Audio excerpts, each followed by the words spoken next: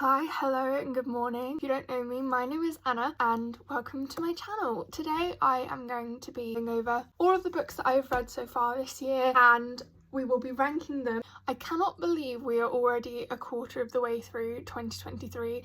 It is quite mad. I normally rank my books out of 5 stars, but for the sake of this video we have 5 different categories. They do line up with the stars, but I thought giving them fun names might be a little bit more enjoyable. Without further ado, let's get on with the tier ranking. So the first book that I read this year is Wild by Amy Jeffs, and it is also ironically the first 5 out of 5 stars that we have. It was so good. It has Amy Jeffs retelling poetry and stories largely focused on the concepts of monsters, on the wild, on nature, on animals. Each chapter has the sort of retelling. It's a mid-ground between being a modern retelling because it's done in modern language and is made understandable to a modern reader, whether you're a medievalist or not. I could see this appealing to a lot of people. It's got that kind of folk tale energy to it, while also staying true to what the original tales meant to people, what they were wanting to convey.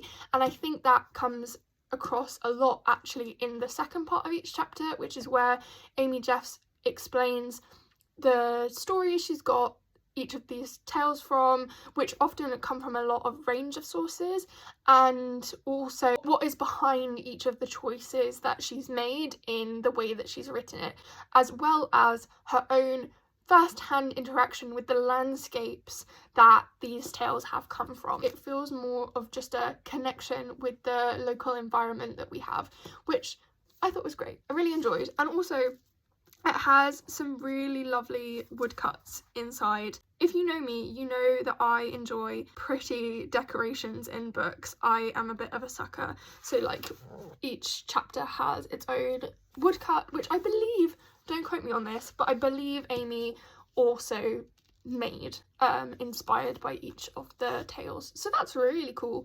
Our second book is Gerald of Wales, History and Topography of Ireland, which is one of the books that I've read for my most recent medieval paper for my degree, which is on the medieval supernatural. Those elements of this text I enjoyed, and this is kind of why I put it in meh, because I liked, there were some parts that were just a bit ridiculous. You have like a tale about a werewolf and things like that, and I enjoyed those elements of it. The actual kind of attempting to describe the nation, because it's from the perspective of a colonizer from England going over to Ireland, it has a lot of degradation of the Irish people, which obviously is not good. At the same time, it is a product of its time and you have to read it within those contexts, and it is a historical document about those attitudes. I try and do these tiers based on how enjoyable I found it as an overall experience to read as a reader, not necessarily what I got from it as a literary critic. This is a modern translation of the text. It's not very big, and I am simply easily pleased by some illustrations. You know, they have reproduced some of the original elements of decoration that you would have got in the original manuscript, and again, if you know me, you know I love a medieval manuscript, so that made me happy. Like here we have a monk,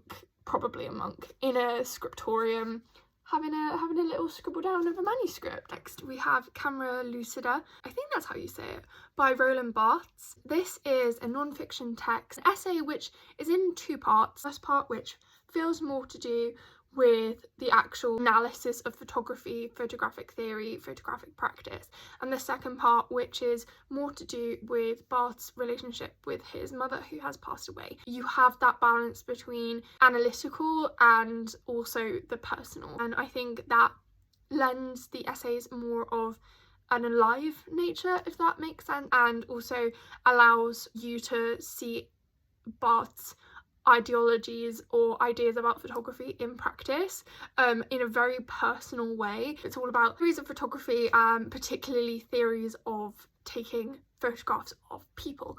We then have The White Book, which is translated, and I honestly love this book. I don't know if it's my second or third time reading it. It is a collection of short pieces, all ruminating on the colour white, and they stand alone. They're almost like poetry. They're just sublime in the way that they are written. At the same time, you do get the trace of this character throughout all of them, who has the perspectives and who has the experiences, so you still do get that sense of a novel's action. There's a lot of ruminations on mourning, particularly as a theme throughout this, and you also get instances of photography, and it almost, in my mind, turns the little anecdotes of white objects into their own art pieces. I think the writing is stunning. I think the ruminations of the human condition are so, like, I could see my own emotions reflected in it. I would recommend this book. It is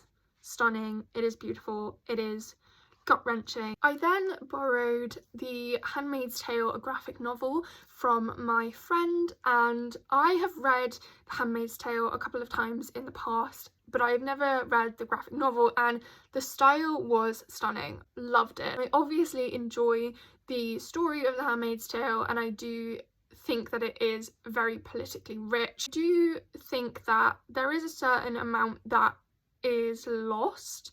Obviously, there are different mediums of telling, and if you are a graphic novel person, you probably will prefer it as the mode of telling, but it's, for me, it's like the novel and then you have like the movie and the TV series, and I think that all of these different medias are good, but for me, what speaks to me the most and which I engage with mentally the most is novels. So that's my preferred version. I'm not saying I pick up these things and I'm like, I'm gonna hate it because I think the novel is gonna be superior. Like, I'm not doing that, but I just think naturally I prefer that mode. So we then have the first Teju Cole novel of the year, and this is Firmware. It is a photo book, but it does have text in it as well. It's based in Teju Cole's repeated travels to Switzerland, and so this book actually is predominant in my dissertation. This is what I largely focus on, and so all of the text within it is actually snippets from a Swiss tour guide book, and Teju like snips it up and reclaims it, reanimates it in new sentences in new ways, and really thinks about its style on the page, its position on the page, and how the text interacts with his own photography. He's very interested in the theories of photography, and you can really see that in play in his own use of photography, which I find fascinating. So it's a very interesting look at how we as individuals interact with spaces we travel to and spaces we live in,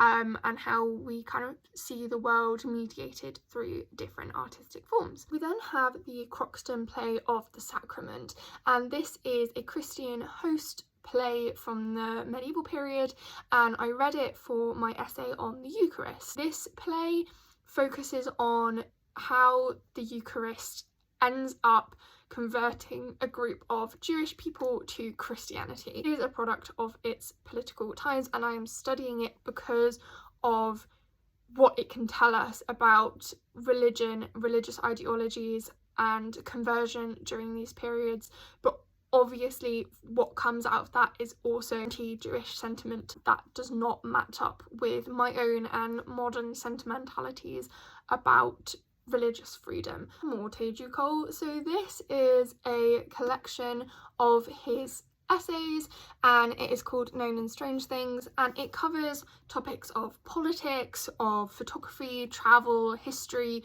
art, literature. It covers such a wide range of ideas. They're not all the same essay prose style. There are some really interesting ways of critically writing that he has in here, some which are basically just lists of words, and it's, to me, for example, that doesn't happen a lot, that only happens a couple of times, but this is just like the most clear, I think, example of him using a different essay form. In these cases, these essays seem to be about mental correlation between things. I did enjoy his experimentation with different critical forms in this, and I also find his points of views on a lot of things very interesting, very thought-provoking, and I do like that it wasn't all on one idea either. It spans his range of interest. I then listened to Jekyll and Hyde, and if you watched my end of year book roundup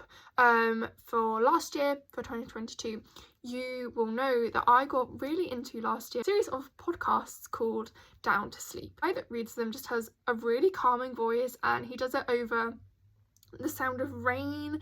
It's just really calming and really nice, and as someone who often struggles to sleep, it was very helpful for me last year, and it's something I'm continuing. But because I was listening to it in that state of like, I'm going to sleep, inevitably there are parts I have missed. But this is a classic science fiction story. It is about the duality of human nature, about our good and evil, whether they can be distinguished as clearly as saying we have two sides, which obviously are literalized in the two characters, and also has questions about science. I've actually read this novel before in French. When I was doing my French GCSE, my French teacher lent me this book, and it was like French on one side and English on the other. I feel like I don't really read that many classics from this period, and I don't know why, because I do enjoy them when I read them, and they are certainly, like, if I was going to recommend classics to people that hadn't really read classics before, like this, Frankenstein, things like that would be like, and Dracula and stuff would be up there with ones I would recommend to first-time classic readers. On that note, another audiobook that I've read by the same series is Dracula, and I've also read this again before when I was younger. Again, had very much of the same feelings, that it is a more accessible classic and the story is so iconic that it very much works for this type of audiobook. Then I have another Teju Cole novel. This one is actually in partnership with the photographer, and I'm so sorry if I butcher this name, Faisal Sheikh. And so Faisal takes all of the photographs in the book, and then Teju Cole offers a text. And this style of text to me is very similar to the text that we get offered in the White Book, in the sense that they're not captions for the photographs. Sometimes they respond directly to the photograph, but largely they are often pieces that have the same points of reference and central topic, which in the case of this is on a forced migration and the larger question of as to what is shared humanity, what makes us human, what makes us kin to each other, and does our personal duty lie to people who are trying to escape from war zones. And I think it's a very powerful and political piece. I do like the interaction between the two different artists and the two different art mediums. I think it can offer some really interesting insights, and also has a very stark and pointing direction out towards the reader. It feels very much like it commands your attention, and it commands your active thought and participation in the questions that are being asked of us in this book. Medieval poem Pearl, and this is a poem that has been attributed to what we call the Gawain poet, who we also attribute the poem Sir Gawain and the Green Knight cleanness and patience to. And so I've read Sir Gawain and the Green Knight before, and of all of the poems I've read of this author, that one is my favourite. I think it has the best plot. Pearl, in all fairness, is a very different type of story. So Gawain and the Green Knight is probably going to appeal more to a modern audience, as telling by the fact that there's been a movie about it recently, in the sense that it's Arthurian chivalric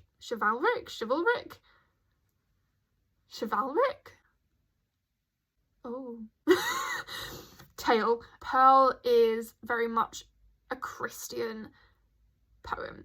The poem is of a man who he falls asleep and then is visited by a young woman. She's standing on one side of the river and he's stood on another side of a river, and it comes to be understood that she is in heaven. One of the most popular claims is that this is representative of a lost child, and this is a dream vision responding to the idea of mourning a loved one and conceiving of them in heaven. Yeah, it's very much a Christian doctrine poem, and so it feels unfair to compare it to the Green Knight, but it's also impossible not to. This edition, for example, have put them together and claimed them as the works of the same author. There was still the element of some of the descriptions are beautiful, but I was just, as someone who is not a Christian myself, just didn't hit the same. It just wasn't as good. Sorry, not sorry. Next up, we then have another medieval history text. So this is Geoffrey of Monmouth's History of the Kings of Britain. It was completed in 1136, so it's a bit old now, but this version is a translation. I believe it was originally in Latin. In any case, this was the one I was recommended to read, and normally if it was written in Middle English, they would make me read the original Middle English rather than a translation. So anyway, this book traces the history of Britain. As well as being a history, we have to acknowledge that this is coming from a specific perspective and also is a part of a larger tradition of mythologizing the British. Most fun parts that I enjoyed about this were the elements of Merlin. It's a lot about using magic in order to justify and legitimize a claim to the throne. I love the TV show Merlin. It's freaking brilliant. It was interesting to me as someone who has grown up watching Merlin and the TV show, just being very interested in Arthurian legend as we as a culture have it now, to look back on its more literary beginning. I mean, I wasn't particularly bothered by a lot of the history. It's a lot of kind of, there was this person who did this and they had this territory and then that didn't happen anymore, and then there was another person who had this territory, which, I mean, it is a history, so that is to be expected. I prefer the parts of it that feel more literary. Though if you're expecting a Gandalf-like Merlin figure, or if you're expecting a young Merlin TV show Merlin type figure, you're also going to be disappointed because it's neither of those. It is Merlin the Prophet. There are dragons, so that's a bonus point. And in the same sort of realm, we have Celtic Tales. Now, this is a collection of short stories, translations and tellings of folklore from around the UK from the Celtic period. Often with collections like these, they will focus on one geographic area, but it was actually really nice to see how there were patterns across all of them. As a little medievalist, if you haven't got that from this video or any of my other videos, I'm a medievalist, there is at the end a sources section, so you can see where these tales have come from. As we all know, I am a sucker for pretty books. It is also really nicely decorated, so you have like Celtic knotwork at the beginning and end. Each of the different tales has its own illustration, and then also each of the different sections has its own title page with different Celtic knotwork again. And I think that it could appeal to a large range of different reading levels. I think that I could read this to a kid and they would enjoy it, but I also think that, I mean, I am 21 years old and I read it and I liked it.